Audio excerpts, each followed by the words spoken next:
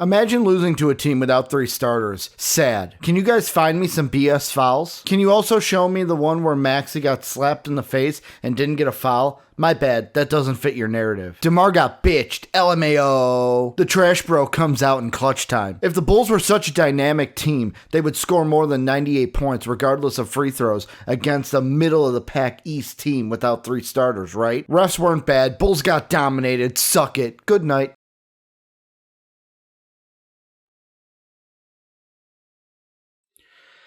All right, might as well get into this one. What's up? Real MVPs, Ricky Widmer here, and welcome into another edition of Ricky's Bulls Reactions.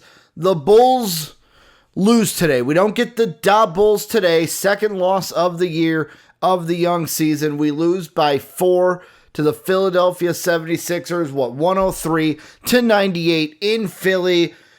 This one, I will say up front, this will probably be the longest Ricky's Bulls reaction of this young season because there's a lot to unpack.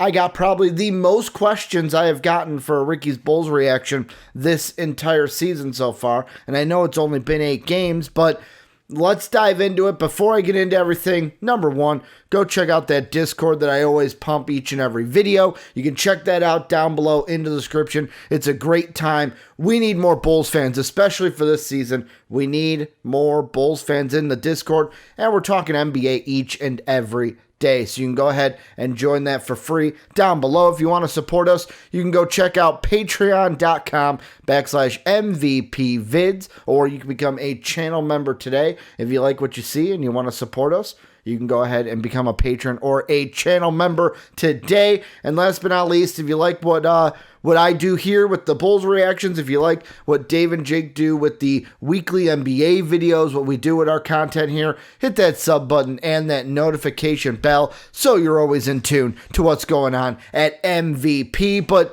let's dive into this, and there's a couple things that we're going to talk about here. A little bit about the game, a little bit, even though in past Bulls reactions I've said I don't want to focus on the future.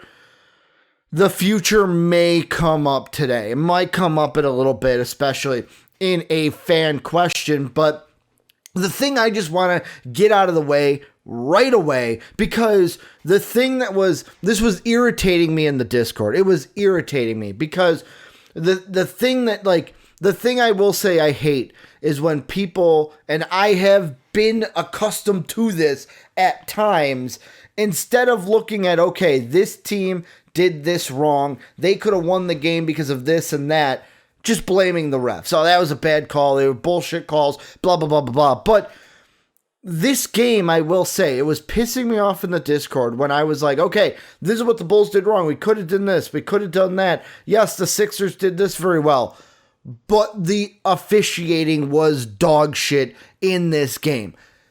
As soon as you say that, everyone's like, oh, well, refs weren't bad. They were making calls. It's like, so we can't call out the officiating at all?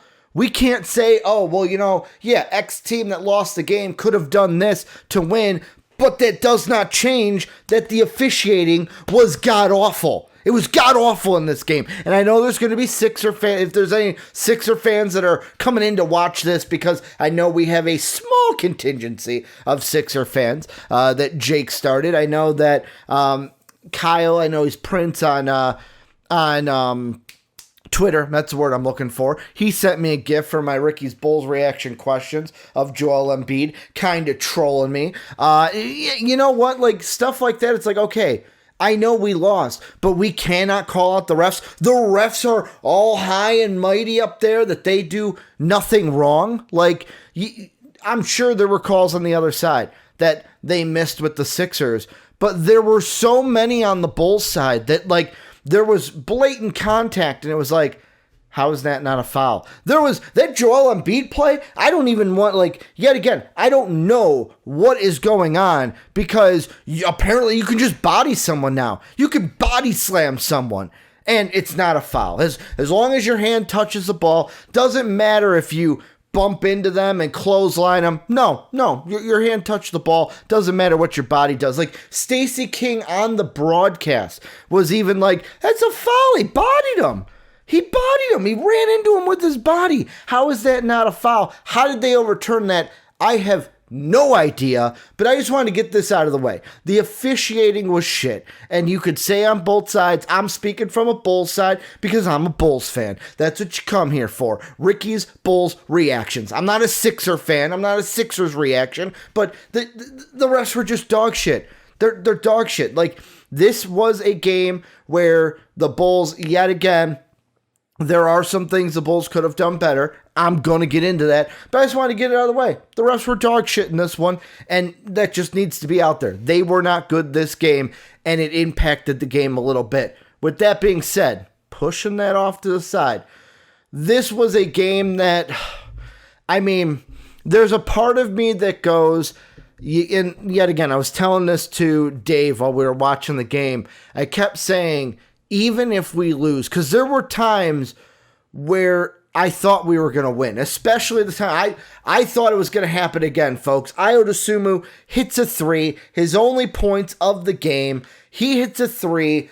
I'm like, it's happened again. This catalyst, Ayo's going to start a run. We're going to win this thing in the fourth quarter. Apparently, Zach LaVine had other plans. I will get into that, but the Bulls, they could have played a lot better. The first thing is, we could have shot the ball a lot better. There were times in the, like, I'm looking at, and yet again, box scoring, but like Nikola Vucevic, 2 of 7, he finished with 4 points.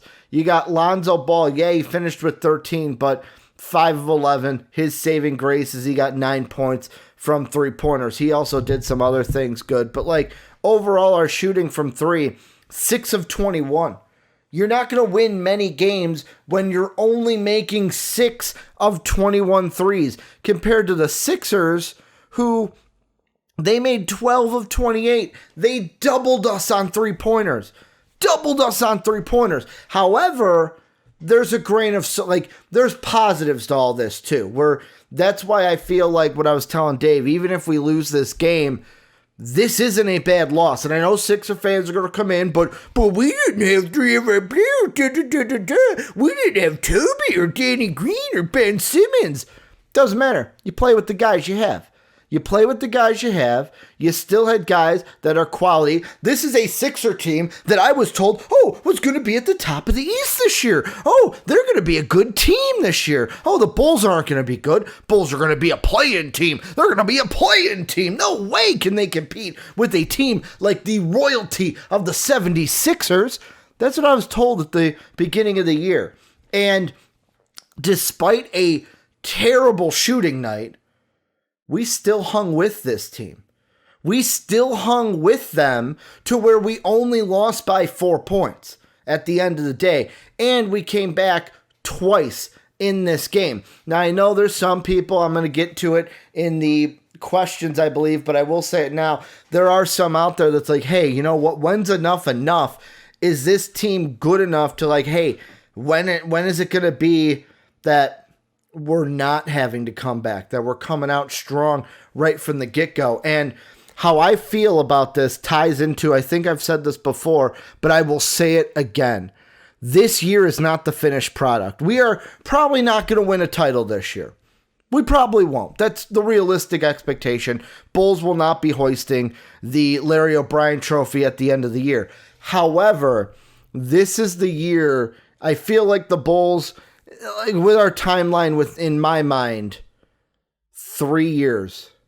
3 years at the most. 3 years at the most. And I say that because in my mind, how this progression should go, this year should be, we have a lot of close games, but the teams like Philadelphia, like New York, these better teams, close losses. That's what I was saying, coming in saying, okay, that's what this year is going to be.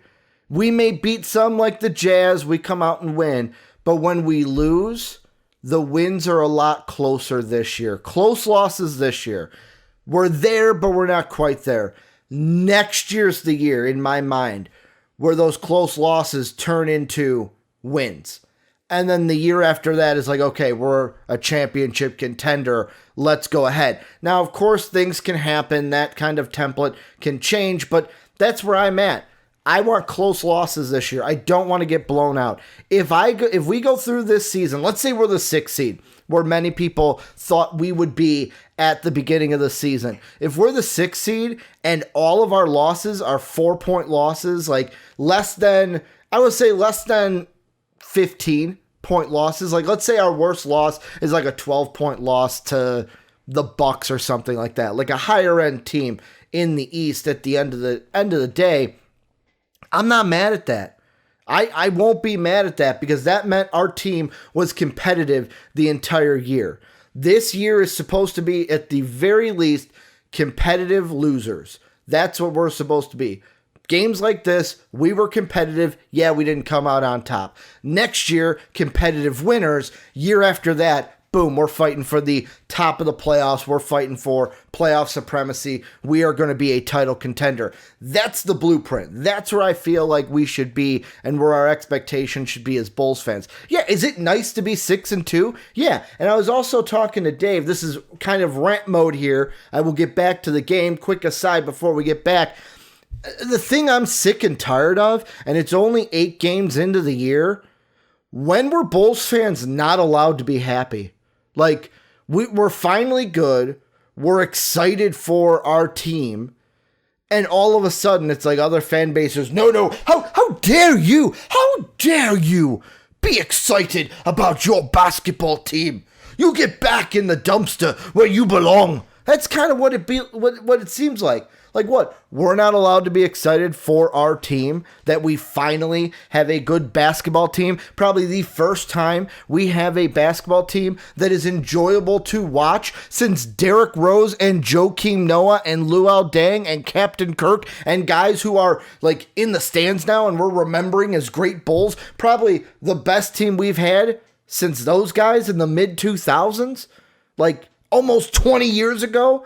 Like, come on, let us enjoy this year. Let us enjoy it. We're probably not going to win a title. Let us enjoy a good year. Let us enjoy it. You guys stay to your team. We will enjoy our season. But back to the game.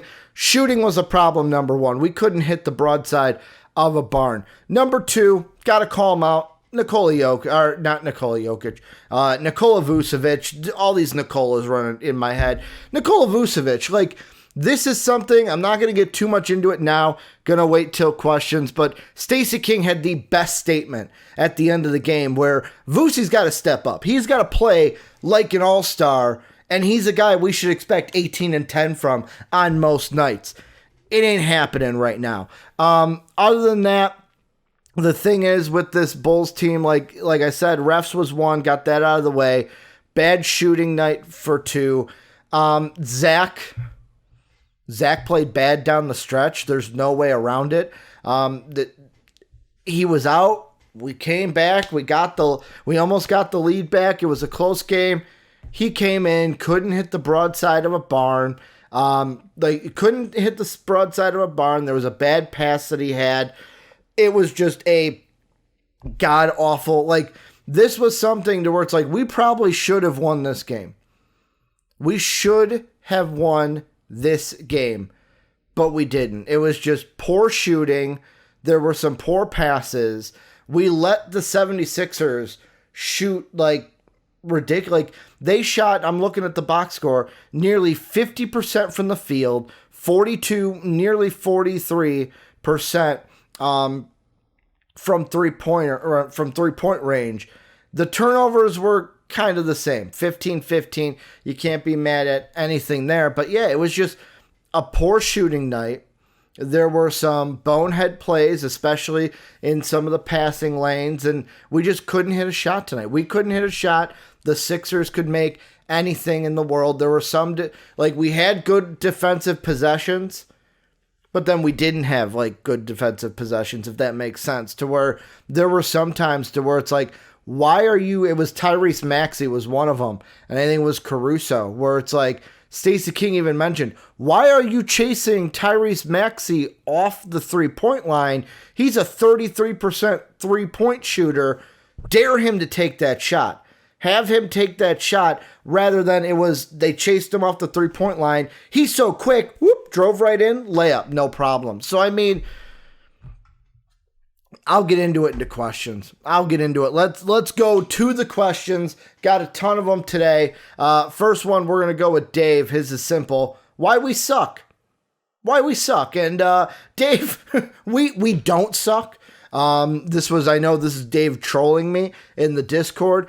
We don't suck. This was just a bad game. Like, this is one where the Bulls, we have a couple days off. We have from now until, I think it's Saturday, we play the Sixers again. I'm going to go ahead and look at it as I got my tabs over here. Yeah, we play the Sixers. We have some time off, clear our heads, take some rest. All right, let's get them back in Chicago. Like I said in my last video, if we get a split out of this, like if we win on Saturday, this is a win. These are two games to where it's like, okay, wipe our hands. I am happy getting one of two from the 76ers. Now watch, like they're playing a back-to-back. They're playing Detroit. Watch, Joel Embiid won't play on Saturday. They'll have all the excuses of like, oh, we didn't have four of our starters. Doesn't matter. As long as we get the win on Saturday, I think this is fine. I was looking for a split from these two, and like it being a 4-point loss, right? 4-point losses? No, 5-point loss. A 5-point loss, like we didn't shoot the ball well. Zach made mistakes down the stretch. Vusi didn't play that well overall. Like, we could have done better. We should have probably won this game. Oh, and on top, like, that's what, then I'm bringing it back because it irritates me. That's why the ref thing is so infuriating. It's infuriating when your team is playing below where they are, and then the refs are not making it any better. Like, they're just not doing any favors for you. So that's where it gets a little agitating. Like, it makes you just, it sits there and it goes, well, why? Why aren't you calling the game like you should? But I digress. Sam's question comes in. He goes, would you say the major reason for the loss is a off shooting night?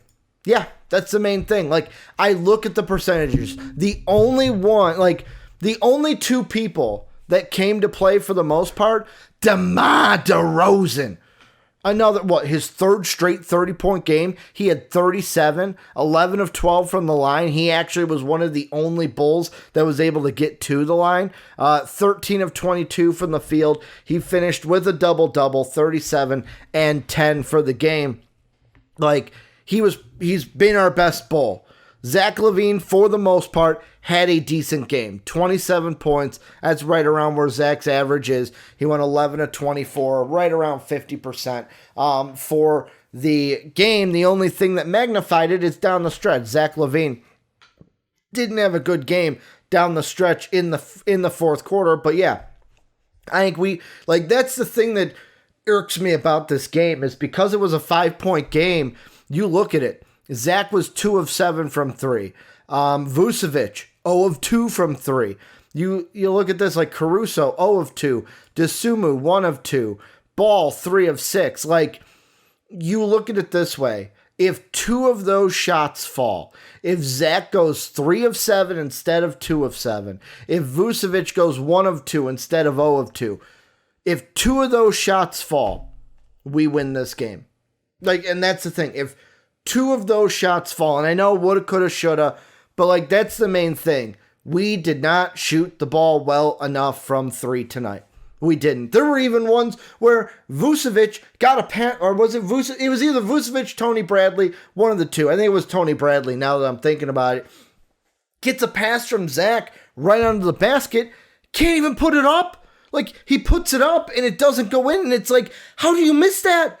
How did you even miss that? Like, what is going on? So, I mean, it's one of those things. Yeah, it's an off shooting night. That's why wipe our hands. Let's take some rest. Go on into Saturday. Now we'll go to some of the Twitter questions that I got. Nikhil, he asks, it's not like we have been blown out in the 2 games we have lost. Sixers have more chemistry and time together than us. We just need to get up to speed and try to establish a string start early in games. A strong start is what I believe he meant there. But like, Nikhil's right, where this Bulls team, we are still very young. Have we played well? Were there times where like Lonzo had a nice pass to Zach that was an alley-oop dunk? It was beautiful. I wish I could just frame it and have the gif of that playing on my wall 24/7 because it was just a great play. But I mean, that's another thing too of like, it was brought up in our Discord. J-Dub brought this up where he said, come January, the Bulls are going to be a better team. We are going to gel and just get better than this. So it's like,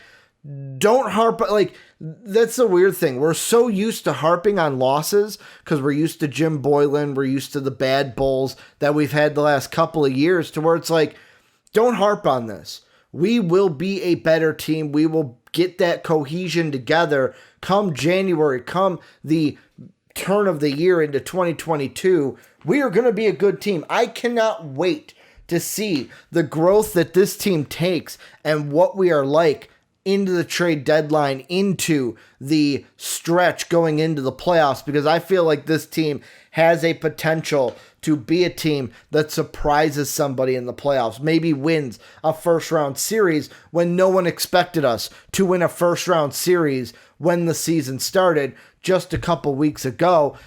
Tim, he had a question about Zach LaVine. He said, should Zach take a step back and reconsider his role on the new team? He doesn't have to put the team on his back anymore. When you say reconsider his role, it kind of scares me because Zach LaVine is our number one. He is our number one. Right now, the last few games, you could say, well, Ricky, it's DeMar DeRozan is our number one. This isn't DeMar's team. This is Zach's team. Zach is the leader. DeMar, Lonzo, and Vucevic are the 2, 3, and 4, respectively. And the example that I have of this that I brought up, I actually went kind of searching for this one, is there were two examples in the 1998 season where Michael Jordan, it was always Michael Jordan's team, but Scottie was still a good player. And that's what I feel like.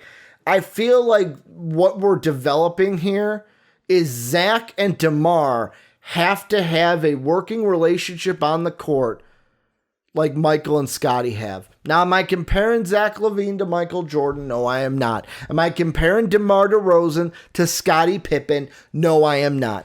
But I'm saying these two have to work together like Scottie and Michael did. And then you look at Lonzo and Vucevic, they kind of have to fit in kind of like I would say a Tony Kukoc, a Dennis Rodman. Like, that's what we are going with. Not exact like, okay, you play like Rodman, but like everyone had their role. And that's kind of what Tim is saying. Like, should he adjust his role? No. He still needs to act like the leader of this team. He still needs to have that alpha dog mentality because there will be a time late in the year we need a bucket bad. And right now, DeMar DeRozan's hot. He's got the hot hand. But there will be a time where DeMar DeRozan cools off and we need a bucket and it's go time. It's like end of the game. We need a big bucket here. Zach is that guy. Zach will always be that guy. However, the thing Zach needs to learn, and yet again, this is the gelling process. Zach, for 2 years now, it's been I don't have anyone to rely on. We need a bucket at any point in the game. I'm going to be the one to get us that bucket. Now he's got guys. He's got DeMar. He's got Lonzo. He's got Vucevic. We'll get into him. But, like, he's got guys to where, okay, pass it off to him. Make the pass. You don't have to take the shot just to take the shot. And that was kind of the thing we saw today of, like, he was forcing up shots. And then when it's like, okay, I'm going to force the pass, and it's an errant pass off to the side that Vucevic was never going to get. So, like, the thing that I looked at is I found 2 games from 1998, one of which was Bulls Nets, and I put the box score up here because you look at it. Michael Jordan, if I told you that, Michael Jordan only shot, in this game, 6 of 15, 0 of 1 from 3, he wasn't that much of a three-point shooter, but only had 17 points, 7 rebounds, 1 assist, you would be like, the Bulls might have lost that game. We didn't. we won this game. But it's because you look at the box score. Tony Kukoc, somebody else. Michael, it was one of those things where it was still Michael's team, but you look at this box score and you could see everyone had a role in this game. You had Scottie Pippen being the efficient shooter. Also, Scottie and Michael defense. Like, this was a game Jordan was like, okay, I don't have it. Kukoc has got the hot hand. We're going to run through Kukoc in this one. Kukoc had 21 points, led all scorers in this game. Dennis Rodman leading the team in rebounding. That's his role. That's what he was good at. But you look at Michael, only 17 points.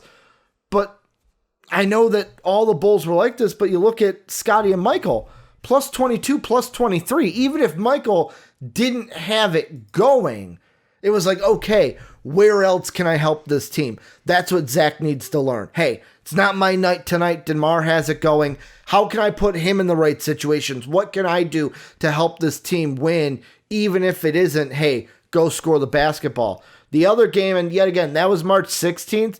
This was March 25th of that same year. Bulls Magic, Michael Jordan, another 17-point game. Yes, he had more assists. He was more of a facilitator. Still got his 7 rebounds. An 8 of 21 game, that's not Michael Jordan. 38%, that ain't Michael Jordan. And like, you look at it, Scottie Pippen, 23 points. All right, Scottie, this is going to be your game. Dennis Rodman, of course, leading the team in rebounds. That's just what he did. And look at that, even Kukoc, you could say, kind of had an okay night. Efficient shooting, 5 of 10, but didn't light it up from beyond the arc, only had 10 points. Ron Harper had a little bit of a bigger role in this one, scoring the basketball. So it's like, that's what Zach needs to learn. Zach needs to learn now, okay, I've got these other guys. Maybe this night I don't have to impact the game down the stretch scoring the basketball. Maybe I have to facilitate. Maybe it's my defense. Maybe it's being a decoy sometimes. Like, that can be the best thing for a team, is just being a decoy out there of like, okay, how do we got to guard Zach LaVine. We can't leave him open. So like, he's got to find, I wouldn't say he's got to change his role. His role has to adapt to this team because his role is different than what it was last year, if that answers your question. And then last but not least, question from Greg. Greg, hope the family's doing well. Greg and I went to college together. He says, what are your thoughts on the play of Vucevic? Early season slump or odd guy out? I agree with Stacey King, 110%. Vucevic should be a guy we look at as an 18-10 guy. He needs to play like an all-star. I am hoping that this is an early season slump. Because, like, you look at the games so far, and I know box score watching is different than, like, watching the games, but he hasn't looked well while watching the games. The most points he's ever scored is 22. That was in that Knick game. Besides that, it was the 17 points that he had against Toronto, in Toronto. Like, rebounding the basketball. The last 2 games, he's had 10 rebounds. That's good. If we can get 10 boards out of him a night, that's pretty good. But, like, against New Orleans, only 4. That was a game where he went up against Jonas Valanciunas. He is no longer a Memphis Grizzly. But then you got against Toronto, 8 rebounds. Against New York, 8 rebounds. Against Rudy Gobert, he did better. He had 12 rebounds. So, like, I'm hoping this is a slump. I'm hoping, much like Zach, Vucevic is another guy where we had to see him and Zach gel together by themselves. Now adding in DeMar and Lonzo, okay, we gotta basically not change our role, but okay, adapt to these new players coming in. What team are we gonna be? But I look at Vucevic, and yet again, to bring up those stats from the 98 Bulls, what I want to see from Vucevic is I look at Dennis Rodman's numbers here. And I'm not saying I want exactly what Rodman had, because they're different players. It's also a different NBA. But what I want to see is, this is the one from the Nets game, Rodman had 16 rebounds. From the Magic game, he had 18 rebounds. Dennis Rodman was a guy. That's what you can expect. him to get the rebounds. I want Vuce to be that guy. Hey, we expect this out of you. We expect, let's say it's what Stacy said. We expect at least 18 and 10. We expect 15 and 10 out of you every night. Be that guy. We expect you to be the all-star every night. Be that guy. That's what I need from Vucevic. He doesn't need to be the number one, the number two, even the number three. He just needs to be the guy that every game comes out here and goes, I'm going to do my job. I'm doing my job. This is what I'm going to do, and I'm going to do it well. No one can pin this loss on me. Like I said, I hope it's an early season slump. I hope this is just Zach and Vucevic trying to get kind of gelled with this team. But who knows? If he continues to struggle, though, I will say he may be the odd man out, because Bulls fans are already talking about trading Vucevic. And the one thing I'm going to say is, let's pump the brakes. Let's go back to what I said. Let's not think about that until we get closer to the trade deadline. Let's try to the best of our ability, enjoy this season. Enjoy what we have right now. Enjoy this ride, because I'm telling you, 3 years from now, 2 years from now, when we're actually competing for titles, we're at the top of the East, the Bulls are fully back, we are a quality team, a top team in the East, this ride is going to be enjoyable. You're going to be like, I'm glad I enjoyed this ride, and that I did not take it for granted along the way. But that's going to do it for this Bulls reaction. Let me know what you guys think down below in the comment section. Was there anything that I didn't hit? Are there any questions? Let's continue the conversation down there. Remember, if you want to join in on the discussions happening each and every day in the MVP Discord, go ahead and join that for free down below in the description. You can also support us if you would like at patreon.com/MVPvids, or you can become a channel member today. And last but not least, if you want to stay in tune with everything going on at MVP, make sure to hit that subscribe button and hit that notification bell. That's going to do it for me. I get a couple days off now. We don't have a game until Saturday, so I'm going to enjoy myself this little early season break here. Little break, little couple day break for the Bulls games. But yeah, let me know what you guys think down below. Thank you for everything that you guys do. And as always, have a good day, everybody.